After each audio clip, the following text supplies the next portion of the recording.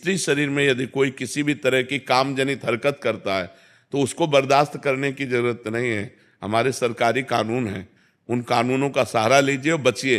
पहली हरकत में ही उसको दंड देने का विधान कीजिए, दूसरा कदम बढ़ाने की कोशिश ना होने पावे। ये अध्यात्म को समझिए। अध्यात्म का आंतरिक विषय अलग है और बाह्य विषय अलग है। व्यवहार का विषय, जैसे आपका स्त्री शरीर है और आपको कोई छेड़ रहा है, आप कह दो क्षमा, तो दूसरी बार पकड़ लेगा वो आपको। और कानून इस समय भारत की स्त्रियों के प्रति बहुत सपोर्ट में है, बहुत सपोर्ट में है। बहुत सुंदर सुंदर कानून बने, दुरुपयोग न करें। लेकिन अपने प्रति अगर कोई ऐसा अक्षम्य अपराध करने की सोचे तो उसको रास्ता ना दे, क्योंकि आजकल राक्षसी बुद्धि बढ़ रही है, बच्चियों के प्रति बड़ा क्रूर स्वभाव बन रहा है। हाँ, तो हमारा बिल्कुल पहले कदम में ही, पहली दृष्टि में ही आप तुरंत कानून का सहारा लो और उनको दंड दिलवाओ। ये ऐसे लोग क्षमा के पात्र नहीं होते। एक डर सा बन जाता है महाराज जी कि हमारे परिवार को कोई विक्षेप ना कर दे या ऐसा। जो होगा देखा जाएगा। भगवान है, सबके सोचने मात्र से थोड़ी हो जाता है। अगर नाश लिखा होगा तो नाश हो जाएगा। ऐसे कैसे तुम नाश करोगे? तुम ब्रह्मा हो क्या?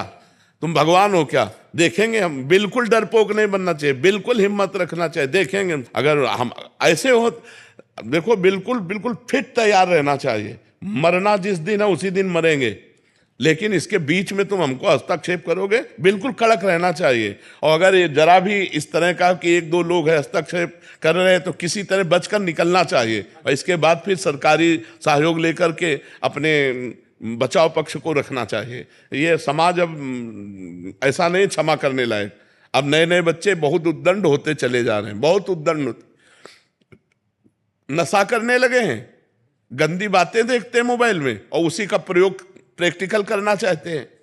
तो गंदे गंदे आचरण, गंदी गंदी बातें हो रही। तो हम बहनों से प्रार्थना करते हैं, बिल्कुल क्षमा मत करो। जी एक समाधान और दे दीजिए महाराज जी। हमसे गलती हो गई और सामने वाला हमें बहुत ब्लैकमेल कर रहा है और फिर गलती पे गलती बन रही है। ऐसी स्थिति में हम डिप्रेशन में बिल्कुल ब्लैकमेल नहीं होना चाहिए। अगर हमसे गलती हो गई तो एक बार गलती हो गई, माना कि तेरे साथ एक बार गलती हो गई तो ये थोड़ी मम्मी जाने पापा जाने विश्व जाने तो बार बार थोड़ी हम ब्लैकमेल होते रहेंगे। एक बार हमसे त्रुटि हो गई, एक बार गलती हो गई, दबना नहीं चाहिए कि एक बार हमसे गलती होगी, भेद खुल जाएगा।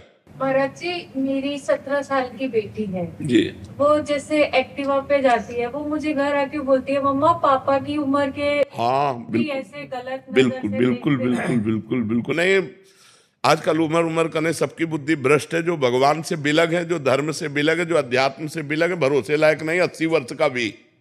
इसलिए आज का जो समय है, अध्यात्म से जो जुड़ा नहीं है, जो अध्यात्म से जुड़ा नहीं, अध्यात्म से जुड़ा है तो देखो ये बच्चा है, ये रो के कह रहा मेरे से गलती, गंदी बातें अंदर आती है।